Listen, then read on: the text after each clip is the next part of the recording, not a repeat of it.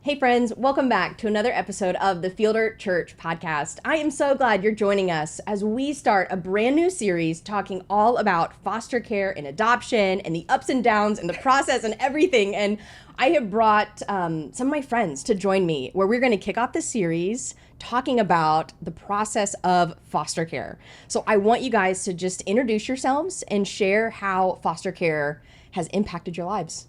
So we'll start here. Okay. My name's Trisha Kroom, and my husband and I have been fostering for a long time, on and off, and how it's impacted. It's just impacted every part of our life and our marriage and our family, mostly in good ways, but some not so good ways. Yeah. But we love being foster parents. We also sometimes It's challenging. don't. Hey, we're not going to sugarcoat it on here. So Just like any parenting, it can be really difficult and got challenges. I'm excited to get into that. Yeah. And I will say, for you watching, Trisha has lost her voice, but we are so glad that she's here and to offer all of her valuable insight. So thank you for joining us. And with my squeaky voice. with your squeaky voice, we're glad you're here. Okay, Meredith. I'm Meredith Ivy, and my husband and I started fostering about 6 years ago or so, maybe 7. And when we had first talked about just having kids, we had decided that we were going to foster. We thought we could open our home to sibling sets since we didn't have any biological children. Yeah. So it has obviously changed our life in a ton of ways, like you were saying. So That's awesome. And my name is Meredith Farley. I am a regional director at a child placing agency here in the DFW area. And I got into foster care because I grew up on the mission field, and so I always knew I wanted to do something in the helping field, and foster care has become my mission field. Yeah, and it has like infiltrated every part of my life. Every part of your life. Yeah. I know, it kind of takes over. Okay, let's start off just with Meredith. Meredith Farley, if you would just explain what is foster care. Yeah, I think that's a very broad question. I know. But essentially, it's standing in the gap. We are standing in the gap for biological families who are having a rough time, or basically children can no longer be in their homes because it's unsafe. And so CPS comes in, they investigate. If it's determined that a child should be removed, then they are removed and placed into a foster home. And so foster families then fill in that gap while the family either works services or doesn't. So great. So Meredith and Trisha, you just said it, that foster care impacted every part of your life. And so how did you decide to start fostering? What was that beginning journey conversation with your spouse like? Share a little bit. Well, I think my journey actually started in high school. Oh, okay. Because one of my best friends was a foster child. Okay. And he was living with a family, and it looked so normal. And then I got to hear more of his story, and I got to talk with his foster parents, and then as I grew up, I just thought I want to be able to impact that way that these foster parents did for my friend. And so about 15 years ago, my husband and I took a ministry position as foster parents for a teen maternity home. Okay. So we were in a group home setting. Yeah. Awesome. And with teenage girls, 12 through 18-year-olds who were pregnant or just had babies. Wow. And so that was sort of how we stepped into it. And then after we left that position, we ended up doing private fostering. Okay. So awesome. What about y'all? So there's probably so many answers to this. Like my husband was adopted. We talked about adoption before we got married. Yeah. And then when we first got married, my sister had emailed me this sibling set of 7 that need to be fostered. And I was like, why would you do that? Oh my gosh. And I went around the house counting our rooms. Like, we can change our dining room to a bedroom. And like, do we have enough space for these 7 kids? Yeah. And my husband was like, let's wait, maybe. Yeah. So we prayed about it for a couple years, stayed married for a couple years, and just settled down a little bit. And then we started the foster care process. Okay. What were some things that you and your husband talked about? I mean, the conversation to step into foster care, like, were you both on board at the same time? Was there conversations like, this is a bad idea? Or what, do you remember, if you can think, I know you said it was a long time ago, but if you can think back, what was the push and pull of? This, when so we had to relicense. We moved to Texas in 2020, and we had to relicense again, which is super fun. And, and we had to talk about what they call it, the preferences, like what are you willing to do? What are you not willing to do? And of course, we said, well, we know our limits, and we will only take basic level kids, because I can't do a special needs kid with a G button. Which is exactly what God gave us Who's in your home? Like, same conversation? Same. Wow. I was like, no, only basic level. Okay. We knew we were open to sibling sets. Okay.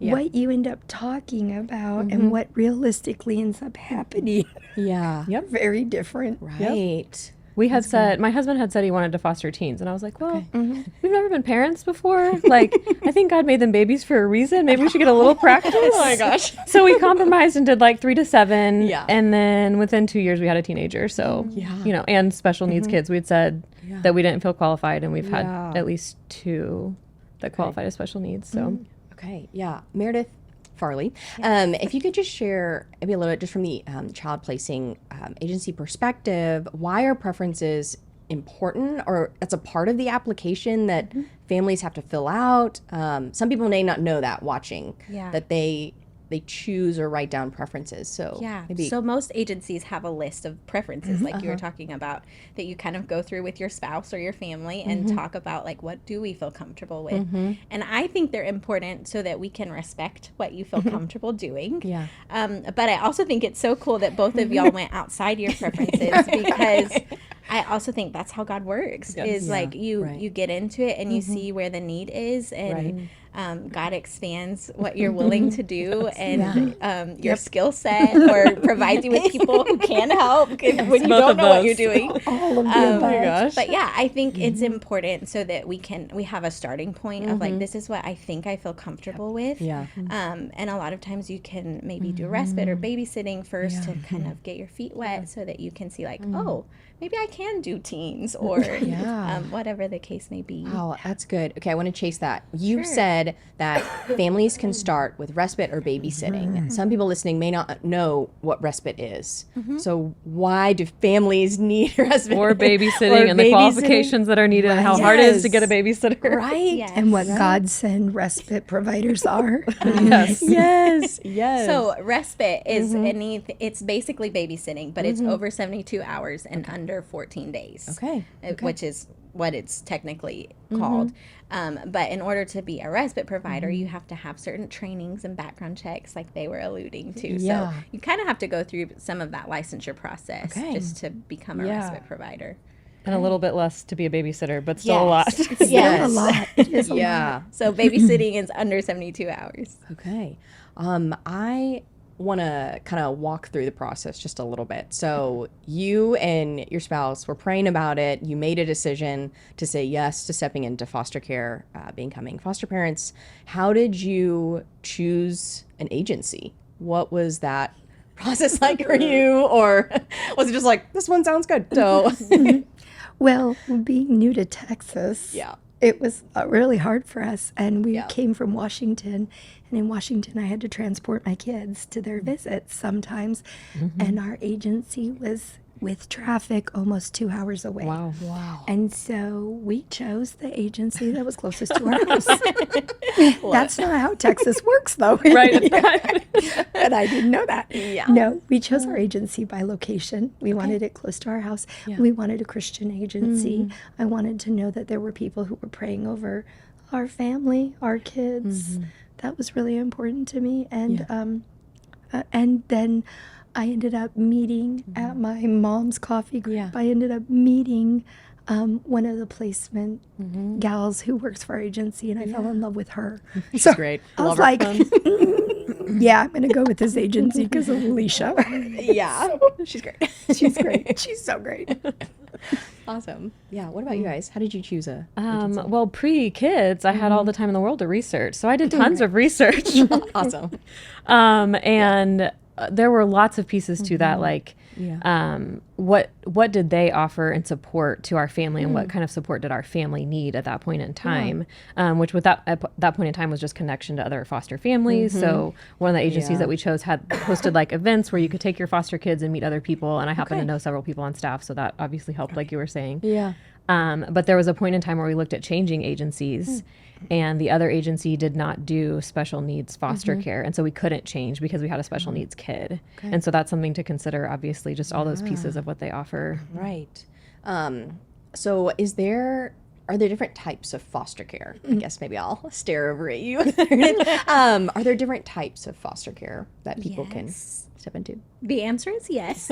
But as far as what those look like, are you talking about like different programs or? Yeah. Okay. Yeah. So she mentioned just special needs, there's different levels of care that children need. So different agencies are licensed or contracted with the state to do different things. Yeah. And so that's something definitely to consider when you're looking at an agency is, do they do what we want to do? Yeah. So there's foster care in general. There's special needs adoptions. There's primary medical needs, which is what it sounds like the both of you have done. But that requires a specific contract with the state. Okay. And so you want to make sure that the agency that you're going with is licensed to do that. There's treatment foster care, which is kids with higher level needs, more behaviors, more support needed. And so that's a separate program that you can look into depending on the agency. No, that's really great. And I know another agency that kind of Fielder recommends is International Foster Care, OBCFS, but we'll link everything that we mentioned below. But those children come overseas to America and they are not adoptable, and so you are you stand in the gap for the kids, like what you mentioned earlier, where you're kind of helping them as they find a family member here in the state. So really sweet too. Totally different than one from all of you guys have done. So just another route, but that's so great. Okay, so I want you guys to share, you mentioned it already just a little bit, but just like the purpose of foster care. Sometimes I hear families say like, I just want to adopt. I would like to grow my family. And so they say like, is foster care right for me?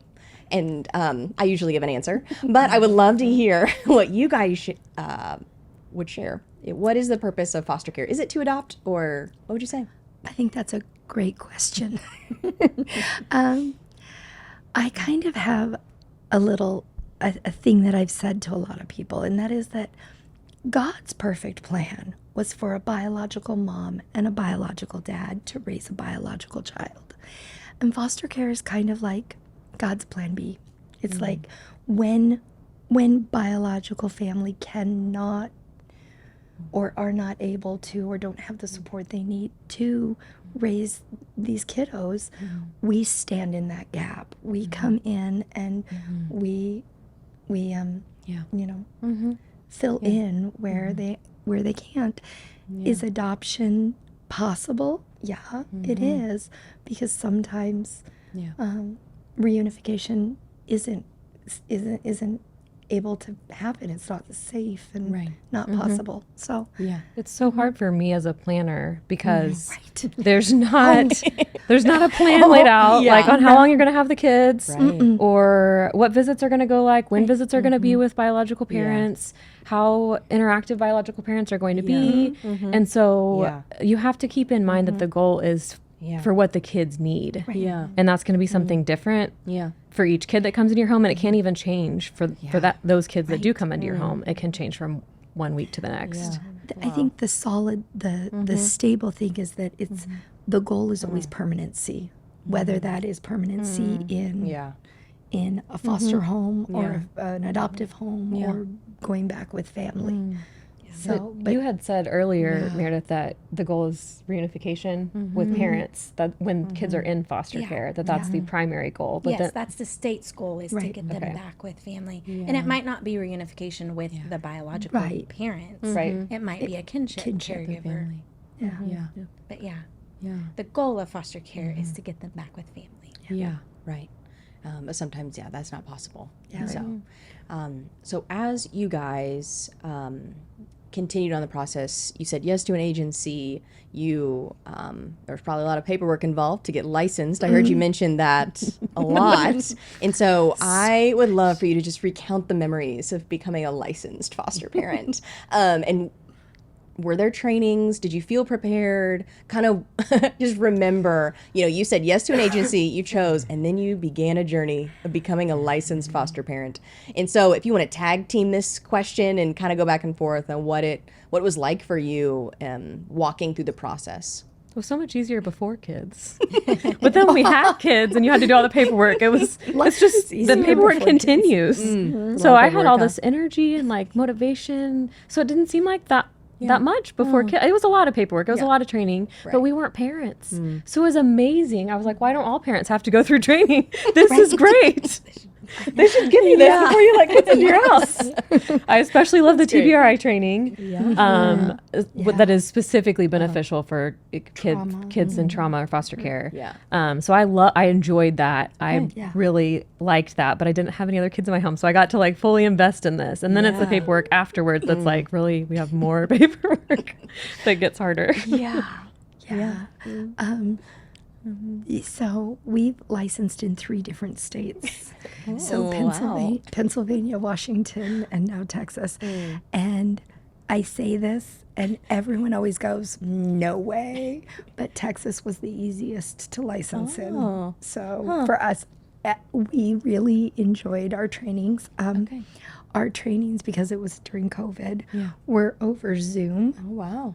Which is super great until you have a 9-year-old who comes crawling in, like she's like tugging on my leg. Oh my gosh! Over Zoom, right? And so, getting those trainings in was for me really difficult because we had kiddos in the home, and so it's a lot harder working a schedule around kids in the house. Everything with kids is just a little bit. And you have to do the trainings they're repetitive, not all of them, but so they're repetitive. So they did get harder, even though I've already done them. But having to relicense was, I kind of thought that wasn't fair. Like, I just did this 2 years ago. Why do I have to do it again? But, and then the yearly trainings come up and, that's. What are some other requirements that you had to have, in Meredith Farley? You know the list, I'm sure but there are requirements for families to have in order to bring a child into your home. Random requirements. Yes, I want to know the fun random that people would never guess. This should be a trivia show. I know. Well, getting real. This is so silly, but one of the agencies said you can't have to-go containers in your fridge, and I was like, I don't know about this. Can we handle this? And just like we had a non-working fireplace, but we had to have a fireplace screen in front of it. And we thought we were taking in younger children, like 3 to 7 or whatever. And so, but you have to have all your medications locked up. I thought, well, that's silly. They're 3. I'll just put them on the top shelf. But then, of course, 2 years later, we have a teen, and we were prepared. So I was really glad we did follow some of those silly rules. But some of them seem like really, one more thing, like you say you have a need for foster kids, just like give us a kid, right? Yeah. We're good parents, I promise. But there is a purpose behind those silly rules. That We had to rebuild a fence because I've heard that. We have a pool. And so we had to make sure that the pool was safe. We had to put in safety features and which was okay. We knew we were getting into that. You have to make sure you don't have any unopened, open containers in your fridge. If you ever put food in your fridge, your caseworker comes and they open your fridge. They're like, open container. That doesn't have one doesn't have saran wrap over the top of it. So, Yeah. Okay. Well, and to give some backstory to Yeah. that, I wanted to speak to the annual. Okay, Just yeah. like I'm a licensed social worker, like they are licensed foster parents. yeah. And so I have to have CEUs. Yep. They have to have CEUs. Yeah. And so it's kind of like that's how it's helped me to look at it of, okay, this makes sense. Yeah. And then with all of the requirements, there's a big book of minimum standards that agencies have to follow. And so, and they change. They change all the time, and they're always updating, and it makes my job so enjoyable. But with that comes like different standards that we have to follow, and so we're constantly rolling out things or taking things away, which doesn't happen as much as I wish it would. But yeah, there's this big book of minimum standards that has all the rules in it that we have to follow. that big book is different from state to state. It is. So when we licensed in thought you knew. Texas, what we thought we knew, we didn't know learn at all these all. rules. Oh man. Speaking of rules, there are also just some requirements that you have to have. I think you had to have some kind of certifications. What were some of those? Yeah. Like CPR and first aid. We had to get FBI fingerprinted. Okay. Yeah, you have to have so many hours of emergency behavioral intervention. So, like, some agencies are allow restraint, some don't. So, restraint training, behavioral intervention. You mentioned TBRI. Some agencies require that, some don't. Water safety, normalcy, trauma informed care, psychotropic medication. There's a big list of trainings. Okay. That have to be But done. at the same time, we're sitting here joking about how big the list is, but that's what the agency is for, to help you, right? To help follow the rules. Yes. Help follow And they do. And They they are do. helpful. Did you feel supported by your caseworker, or that you knew what you had to do and not do? We've had several different caseworkers. I'm sure you have too. We are in the middle of switching caseworkers right now. That's not fun. Again. Oh no. We only had her for a month. It's Yeah. their job is hard. Their job is Yes. hard. They see the hard every They single see day. everything. I still talk to a couple of my caseworkers though that have not been our Wow. caseworkers for years, which is Yeah. great. So Yeah. they are good support. Awesome. Okay, so I want you guys to share, just from your perspective, why do we need more foster families? because we have kids sleeping in hotels with Yeah. caseworkers. That's not okay. Yeah. Yeah, you probably can speak to this pretty well. Yeah. I know, yeah. I think for sure, I think there is a perception of the need. Yeah. And so, like, truly, those kids that are sleeping in the offices Yeah. are typically older kids, teens, large sibling groups, things like that that are really hard to place. Or they have a lot of behaviors and a lot of needs. And so they're a little bit harder to place.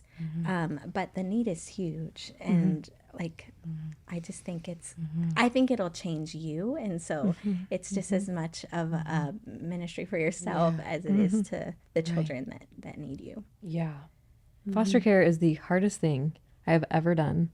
But you're right, like it has changed my relationship with the Lord in a way that I would not give up for anything. Yeah. It's so worth it. So many times I hear people say, "Oh, you're such a blessing to them," and I think, no, they've blessed us. I'm changed for the better because I said yes. Yeah. Not quickly, not easily, but No, change for the better. so hard, but Yeah. I mean, I've heard you, mention that it is really hard. I mean, and so going into this, we have people listening that maybe are not foster parents, but going into it, you may have thought about foster care one way, but you're saying we need more foster parents. It's so worth it. So what would you maybe share with them? well, I think we're saying it's so hard. Yeah. But if you talk to any parent, any parent of a biological child, they're going to say, it's so hard. We didn't sleep for the first 2 years. So, I mean, parenting is difficult. Yeah. So I think I just want to clarify that. Good.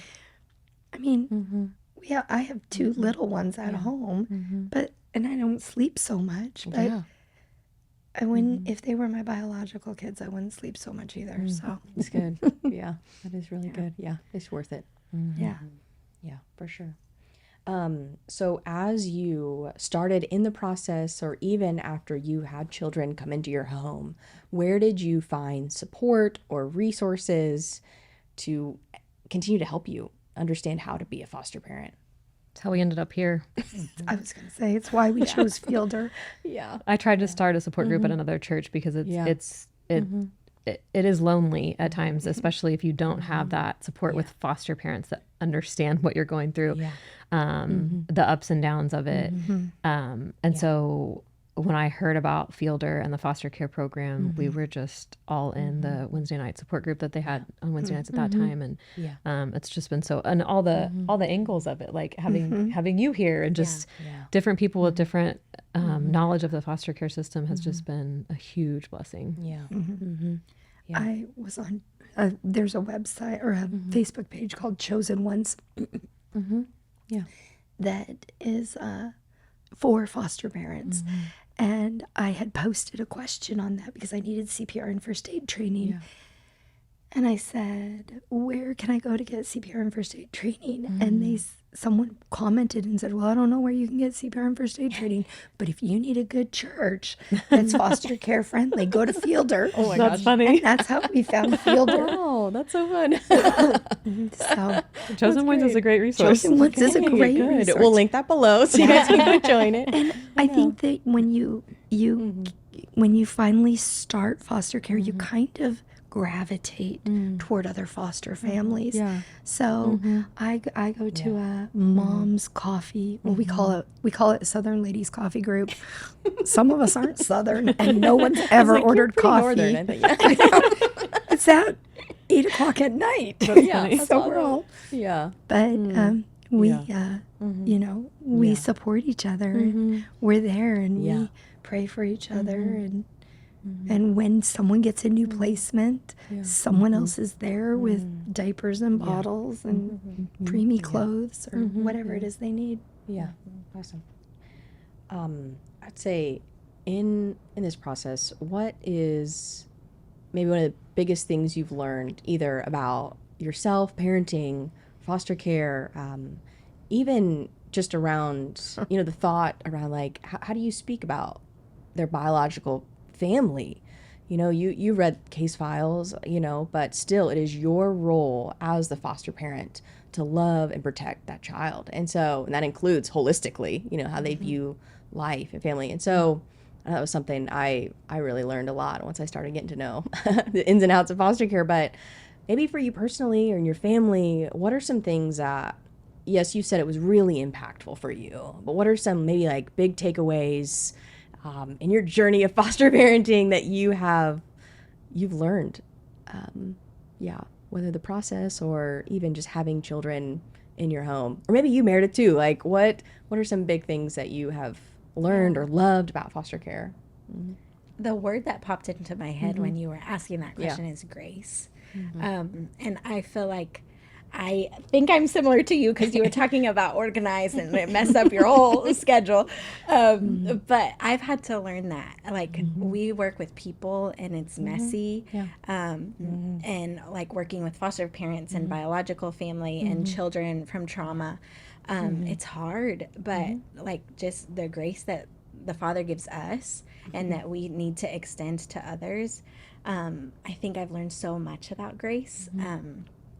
And just like being flexible myself and being open to where the Lord leads me, like that's been a huge lesson for me of like, okay, it doesn't always have to fit in this cookie cutter box, because He's going to make it what He wants it to be. And I think I've learned so much, and it's made me a better child welfare worker. I can't talk.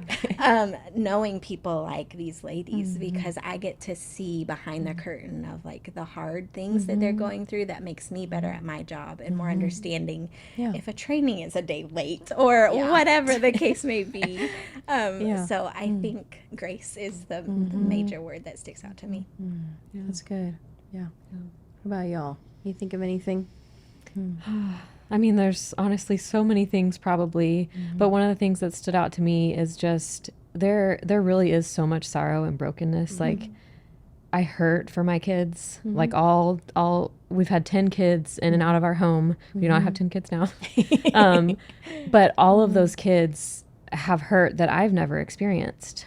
And it hurts me to see them and to see them sometimes going back to that or just processing that.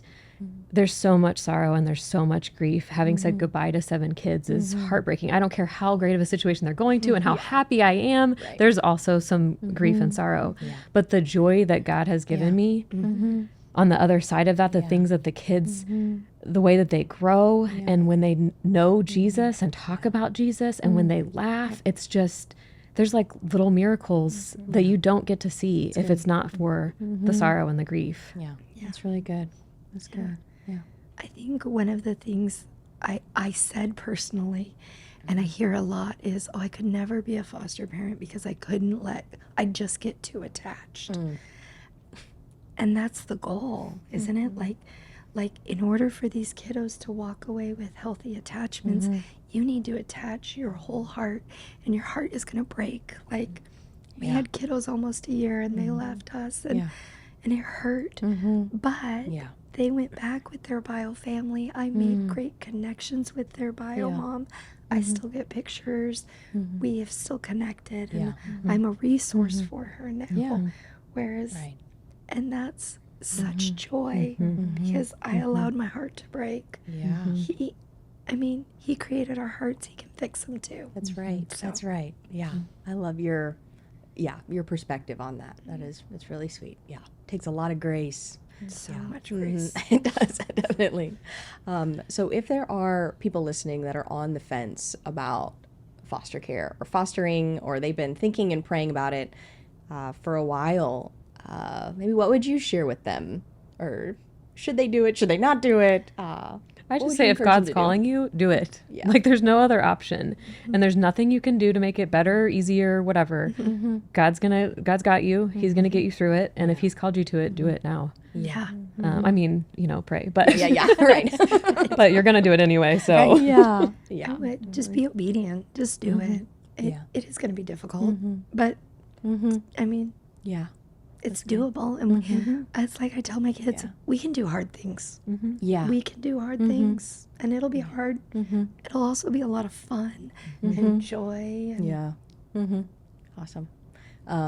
Well, I want to ask Meredith just one more question as we kind of close out. I'll give maybe the fielder perspective on support and resources, but just from the child placing agency's perspective, could you give us maybe, I know we just talked about it. It's not a short process to become licensed foster parent, but could you give us just an overview of the process in a nutshell? We've kind of hit on it throughout this whole episode, but if you would just kind of walk us through in a couple sentences, or take as long as you want, you want to be thorough. Hey, I love that. But just walk somebody through. So as they close out this episode, they can hear, okay, here's what I can expect to walk into. Yeah. Purely from, steps, I guess. Sure. Yeah. Yeah. From your perspective. Yeah. Absolutely. So most agencies will tell you it will take, we say 60 to 90 days. I think 3 months is around a reasonable time period to become licensed. Some people take longer because they've got life stuff going on. But the first step is really finding an agency. So doing your research, talking to friends, looking in the area of what agency is going to best meet your needs and help you meet the needs of the children that will be in your home. Once you decide, like, yes, we're going to move forward with this agency, then you start pre-service trainings. And so that's that big list of trainings that we were talking about. Some will be either on Zoom or in person. Some will be online. And then there's lots of paperwork to complete as well. You've got a big, long application and an autobiography that you fill out and, like, a floor plan and all the stuff for your home that you need to start preparing, which your agency will help you. They'll give you a list of all the things you need to do. So once that's done, usually the agency will come out and do a walkthrough of your home and then pass you on to a home study writer. And I'm sure we've all seen, like, the home study or have heard about the home study from movies and that kind of stuff. But you complete that home study. If the agency approves you, you move forward. And then you come into the office for licensure, and then you go on an open bed list and start getting kids. So that's the very condensed version. And y'all can tell me if that sounds accurate to you. But yeah. Sounded about right. Okay, good. I know there are way more details to that. obviously there's the ups and downs of the process that we've heard from y'all and just from your experience, but from the Fielder Church perspective, we do have a woman on staff named Erin Benton, who's our director of foster care and adoption, who would love to help you through the process, the journey, connect you with agencies, connect you with families, other foster families in our church, just to learn from, go to coffee with, and just to understand more of maybe what foster care is like. So we would love to help you get connected in that. If you are interested, though, in stepping into foster care or even adoption, I would like for you to email Erin at ebenton@fielder.org, and I will include that in the show notes below. Or come to the First Steps meeting. This is just a meeting where we invite anybody who's interested, has questions about foster care adoption. The next meeting is November 8th, and so I'll also link that information below. But thank you guys so much for your time and just sharing part of your family, your story, and I've been so blessed by it, and I know our listeners have too. So join us next week as we talk about the process of adoption, and join us the rest of the month as we talk about more topics around foster care and adoption. So we'll see you guys then. Well, I hope you enjoyed today's show. Let us know if you have any questions or feedback from today's episode by going to fielder.org/podcast. Or if you're watching on YouTube, just leave a comment below. If you enjoyed today's podcast, make sure to leave a rating and review. That helps this message reach more people in our community, because it's our hope this podcast will equip you and many others to live as a follower of Christ outside the walls of the church.